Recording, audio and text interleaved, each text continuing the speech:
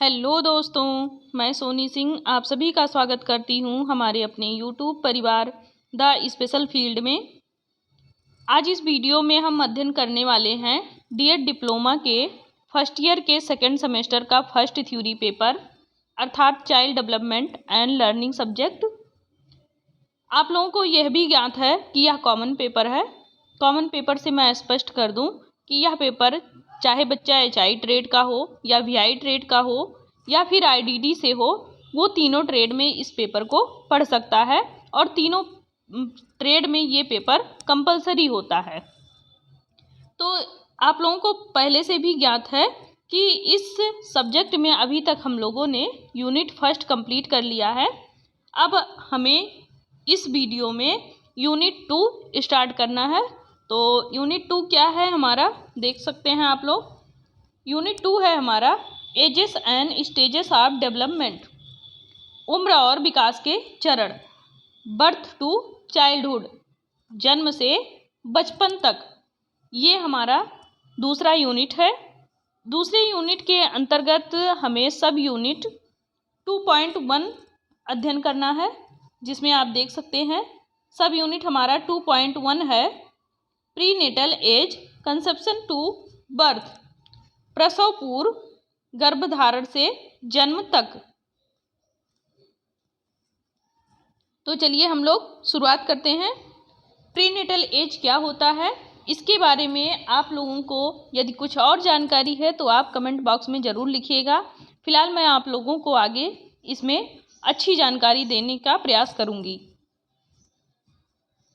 जब शुक्राणु और डिंब एक साथ मिलते हैं या कह लीजिए कि एकजुट होते हैं तो फिर नए व्यक्ति बनाने में ये सक्षम हो जाते हैं, अर्थात रिप्रोडक्शन की प्रक्रिया वहाँ पर स्टार्ट हो जाती है।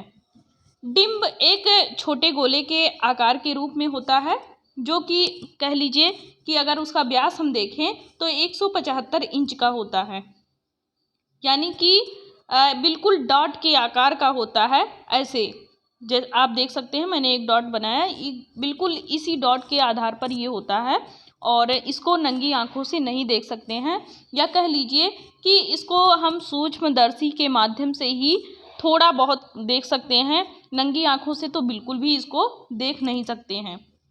लेकिन जब धीरे धीरे यही डेवलप होना स्टार्ट करता है तो फिर धीरे धीरे ये मानव शरीर या कह लीजिए विशालकाय रूप लेने लगता है और सबसे बड़ी कोशिका बनने लगती है मानव शरीर की। और अगर हम डिंब की बात करें तो डिंब का आकार जो होता है बहुत छोटे शुक्राणु के लिए एक आदर्श लक्ष्य बनाता है, जिसका माप केवल 15 इंच होता है, यानी कि यह भी बहुत ही छोटा होता है, लगभग एक डॉट से भी कम। आप देख सकते हैं एक डॉट से भी कम होता है। तो इसको कह लीजिए कि आँखों से देखना बिल्कुल भी मुमकिन नहीं है। आगे बढ़ते हैं हम, इससे संबंधित आपको मैं फिगर दिखाती हूँ। जैसे कि आप यहाँ पे फिगर में देख सकते हैं, सबसे पहले आपके सामने आता है ओव्यूम। ओव्यूम का कार्य क्या है, जब स्पर्म ओव्यूम में जाता है तो वही आगे डेवलपमेंट की प्रक्रिया में जाकर फर्टिलाइजेशन करता है। और जब फर्टिलाइजेशन होता है तो वहाँ पे जो क्रोमोसोम्स अंदर गए रहे होते हैं वो सारे क्रोमोसोम्स कह लीजिए कि सबके सब ओव्यूम में या आपके जाइगोट में या डिंब में जाकर वो इकट्ठा नहीं होते हैं। उसमें से बहुत सारे जो शुक्राणु होते हैं वो मर जाते हैं। कुछ ही यानी कि 5 से 6 ओव्यूम या कह लीजिए शुक्राणु और उसी को क्रोमोसोम्स कहते हैं, वो अंदर प्रवेश करते हैं। स्पर्म हमारा अंदर प्रवेश करता है और वहाँ पे फर्टिलाइजेशन की प्रक्रिया होती है। सारे शुक्राणु एक साथ प्रवेश नहीं करते हैं और उसमें भी कुछ शुक्राणु मर जाते हैं और वापस वो निषेचन की प्रक्रिया से बाहर आ जाते हैं। फिर जाकर यही स्पर्म जो होते हैं वो जाइगोट का निर्माण करते हैं। आगे जाकर वो जाइगोट का निर्माण करते हैं और जाइगोट जब पूरा डेवलप हो जाता है तब फिर वो 2 सेल में ये डिवाइड हो जाता है।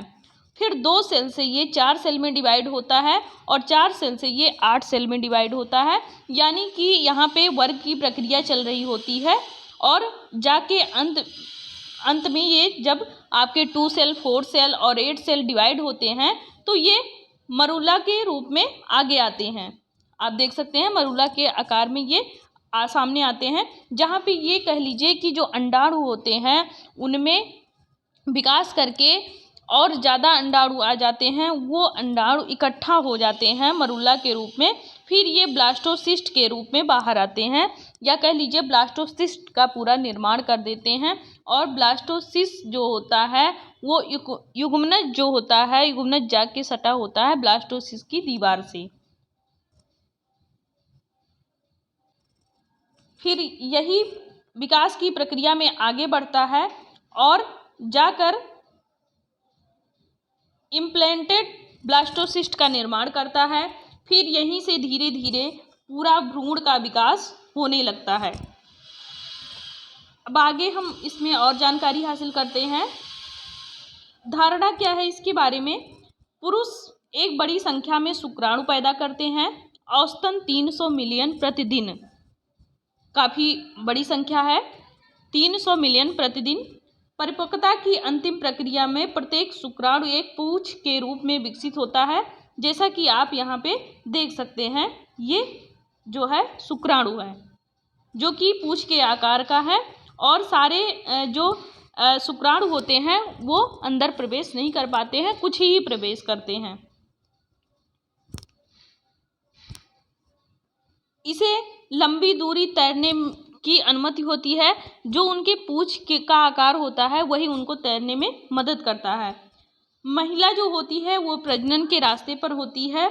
गर्भाशय ग्रीवा में जाकर आमतौर पर निषेचन होता है, यानी कि जो ये शुक्राणु होते हैं ये अंदर प्रवेश तो करते हैं, लेकिन जितने शुक्राणु अंदर प्रवेश करते हैं वो सारे के सारे आपके उस ओव्यूम में या उस डिंब तक नहीं पहुंच पाते हैं। उसमें निषेचन की प्रक्रिया हो जाती है।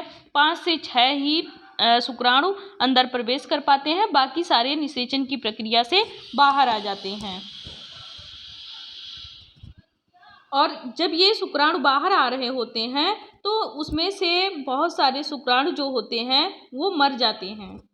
यदि कोई उपस्थित होता है तो केवल 300 से 500 डिंब तक ही पहुंच पाते हैं, और शुक्राणु जो होते हैं 6 दिनों तक जीवित रहते हैं। और डिंब के इंतजार में कह लीजिए कि वहाँ पे काफ़ी समय उनको लग जाता है, और उस समय में 300 जो 500 वहाँ पे उपस्थित होते हैं शुक्राणु, उसमें से भी बहुत सारे जो शुक्राणु होते हैं वो मर जाते हैं। सबके सब उस डिंब तक नहीं पहुँच पाते हैं। फैलोपियन जो कि फैलोपियन ट्यूब में जाकर पहुँचते हैं और 1 दिन तक ही जीवित रहते हैं। गर्भधारण के 3 दिन की अवधि जो होती है, या कह लीजिए संभोग करने की जो अवधि होती है, उसी संभोग के बाद से 3 दिन के अंदर ही गर्भधारण हो जाता है। अब आगे हम बात करें युग्मनज की अवधि कितनी होती है। Periods of the zygote. युग्मनज की जो अवधि होती है निषेचन से लगभग 2 सप्ताह तक चलती रहती है, जब तक कि कोशिका का छोटा द्रव्यमान फैलोपियन ट्यूब से नीचे और बाहर नहीं आ जाता है और अपने आप को गर्भाशय की दीवार से जोड़ लेता है। यानी कि युग्मनज जो होता है, जाइगोट जो होता है, जाइगोट निषेचन की प्रक्रिया के बाद 2 सप्ताह तक चलता रहता है और उसमें कोशिकाओं का निर्माण होना स्टार्ट हो जाता है, और ये जाके फैलोपियन ट्यूब में अपना स्थान ग्रहण कर लेता है। फिर धीरे धीरे ये गर्भाशय की दीवार तक पहुंच जाता है और उससे जाकर जाइगोट जुड़ जाता है। युग्मनज का पहला कोशिका जो होता है वो दोहराव, लंबा और खिंचा हुआ होता है। गर्भधारण के लगभग 30 घंटे बाद तक पूरा नहीं होता है। यानी कि जो जाइगोट होता है इसके निर्माण की प्रक्रिया में 24 घंटे या 30 घंटे भी कम पड़ते हैं, इसमें और भी ज़्यादा टाइम लगता है। यानी कि कह लीजिए कि 60 से 70 कोशिकाएं इसमें मौजूद होती हैं और ये ब्लास्टोसिस्ट के रूप में बाहर आती हैं। तो इसका निर्माण होने में लगभग 2 से 3 दिन या 4 दिन का समय भी लग जाता है।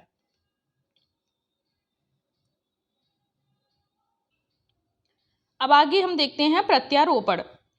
7वें और 9वें दिन के बीच आरोपण होता है और ब्लास्टोसिस्ट गर्भाशय की दीवार में आक्रमण करता है और उसमें प्रत्यारोपित हो जाता है।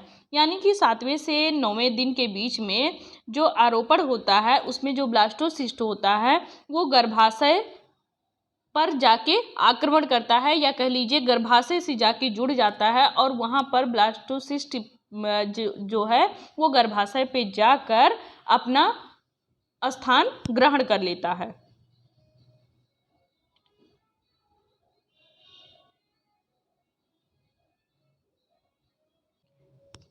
आगे है the placenta and umbilical card. Placenta भोजन और ऑक्सीजन को विकासशील जीवों तक पहुंचाने की अनुमति देता है और विशिष्ट उत्पाद को ले जाता है। यानी कि जो भोजन का काम है, ऑक्सीजन का काम है, वो प्लेसेंटा क्या करता है, उस भोजन को और ऑक्सीजन को विकासशील होने के लिए जो यानी कि जीव पनप रहा है या रिप्रोडक्शन की प्रक्रिया हो रही है, जो डॉट के रूप में मैंने आप लोगों को बताया कि वहाँ पे प्रजनन की क्रिया स्टार्ट हो चुकी है, वहाँ तक ये भोजन और ऑक्सीजन को पहुँचाता है और जो वहाँ से अपशिष्ट पदार्थ होते हैं उस चीज़ को ये बाहर ले आता है या निषेचन कर देता है।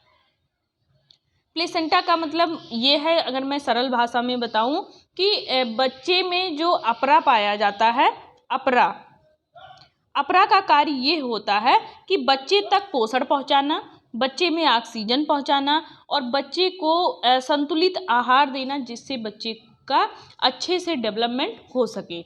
क्योंकि अपरा जो होता है ये बच्चे के नाभि से जुड़ा होता है और नाभि के माध्यम से ही बच्चे को वहाँ पे भोजन, ऑक्सीजन या डेवलप होने के लिए जो भी उसे वहाँ पे आवश्यकता होती है, ये अपरा के माध्यम से ही बच्चे को मिलती है और इसी अपरा को क्या बोलते हैं, प्लेसेंटा।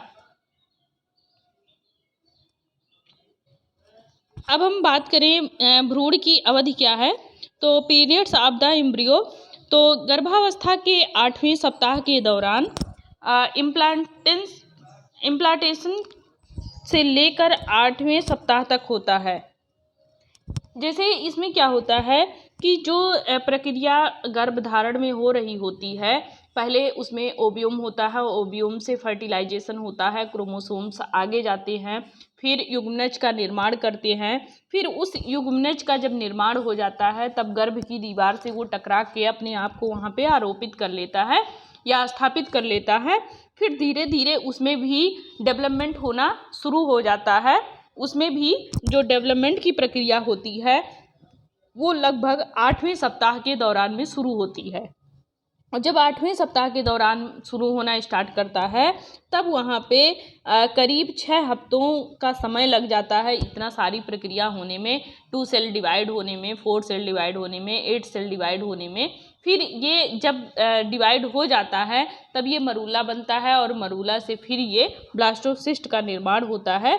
लेकिन इस समय जो ये समय चल रहा होता है इसमें बहुत ही तेज़ी से परिवर्तन होते हैं और कह लीजिए कि एक स्ट्रक्चर और बॉडी का जो होता है वो लगभग आंतरिक अंगों के साथ में वहाँ पर डेवलप होना स्टार्ट हो जाता है या कह लीजिए उसकी नींव रख उठती है। अब हम बात करें पहले महीने की आखिरी छमाही की, तो इस अवधि के पहले सप्ताह में भ्रूण डिस्क जो होती है कोशिकाओं के 3 परतें बनती हैं जिसमें एक्टोडर्म, मीसोडर्म और एंडोडर्म, ये 3 चीज़ों का निर्माण होता है। एक्टोडर्म जो कि तंत्रिका तंत्र या त्वचा वहाँ पे बनाना स्टार्ट कर देता है। मीसोडर्म जो होता है, मीसोडर्म के अंतर्गत मांसपेशियाँ, कंकाल, संचार प्रणाली व अन्य जो आंतरिक अंग होते हैं उनका विकास वहाँ पे होना प्रारंभ हो जाता है। फिर एंडोडर्म में पाचन तंत्र, फेफड़े, मूत्रपथ या कह लीजिए वृक्क और ग्रंथियों का जो काम करना होता है वो सारे आपके एंडोडर्म के माध्यम से डेवलप होना स्टार्ट हो जाता है। और ये तीनों जो परतें होती हैं ये शरीर के सभी भागों को जन्म देती हैं, या कह लीजिए कि एक बच्चे के रिप्रोडक्शन में महत्वपूर्ण भूमिका निभाती हैं। दूसरे महीने में क्या होता है कि दूसरे महीने में वृद्धि बहुत तेजी से जारी रहती है। आँख, कान, नाक, जबड़ा, गर्दन ये सारे अपने रूप में आने लगते हैं, या कह लीजिए आकार लेने लगते हैं। छोटी कलियाँ, उंगलियाँ, पैरों की उंगलियाँ आदि इस धीरे धीरे बनना स्टार्ट हो जाती हैं। डिवाइडेशन उसमें शुरू हो जाता है। और जो आंतरिक अंग होते हैं वो लगभग अधिक दूर होते हैं, आंतें बड़ी होने लगती हैं। जो हृदय होता है वो कक्ष में डिवाइड होने लगता है और धीरे धीरे उसमें भी विकास होना प्रारंभ हो जाता है, यकृत का निर्माण होना स्टार्ट हो जाता है। तो ये सारी प्रक्रियाएं जो हैं ये लगभग दूसरे महीने में स्टार्ट हो जाती हैं, या कह लीजिए उसमें थोड़ा बहुत विकास हो चुका होता है। 7 सप्ताह में तंत्रिका कोशिकाएं जो सूचनाओं को संग्रहित करती हैं, संचारित करती हैं, ये बहुत ही तेजी से, या कह लीजिए कि आश्चर्यजनक तरीके से इसका रिजल्ट बाहर आता है, जिसमें 250,000 प्रति मिनट, यानी कि आप देख सकते हैं जो हृदय की धड़कन होती है 250,000 प्रति मिनट अधिक धड़कने से होती है, जो कि बहुत ही आश्चर्यजनक गति होती है। अगर अमूमन देखा जाए तो आप जानते हैं 70 से 72 बार या 72 बार हृदय की धड़कन धड़कती है, और इसमें जो तंत्रिका तंत्र मौजूद होता है वो तंत्रिका ट्यूब जो है वो गहराई तक अपने सूचनाओं को आदान प्रदान करना शुरू कर देती है, या कह लीजिए कि तंत्रिका के माध्यम से जो सूचनाएं शुरू होती हैं वो हमारे मस्तिष्क तक पहुंचना प्रारंभ कर देती हैं। इसी अवधि के अंत में भ्रूण लगभग 1 इंच लंबा और 17 औंस वजन के बराबर में हो जाता है।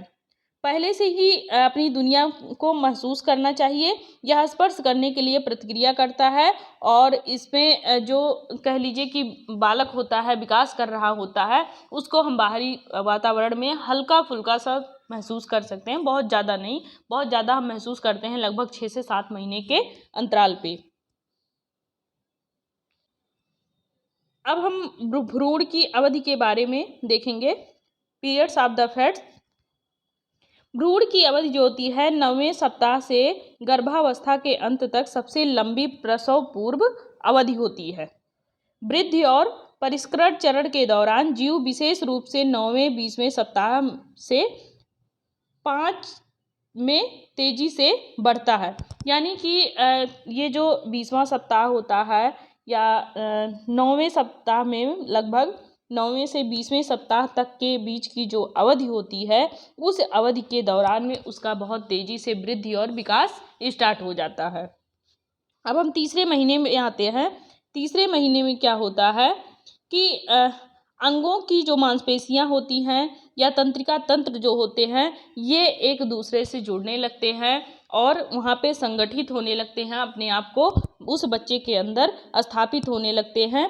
जब मस्तिष्क संकेत देता है तो भ्रूण अपनी बाह को मोड़ता है, मुट्ठी अपने पैरों की उंगलियों को मोड़ता है, अपना सिर घुमाता है, यानी कि लगभग 6 महीने के करीब में जो आप देखते हैं कि बच्चा लात मार रहा है, तो उसके पहले ही तीसरे महीने में ये सारी जो सूचनाएं होती हैं, जो मस्तिष्क तक पहुंचने वाला कार्य होता है, वो उनका अच्छे से डेवलप होना स्टार्ट हो जाता है। और जब अच्छे से डेवलप हो जाता है तो वही सारी चीज़ें, उसका जो हमें रिजल्ट देखना होता है वो 6ठे से 7वें महीने में हम उसको देख सकते हैं।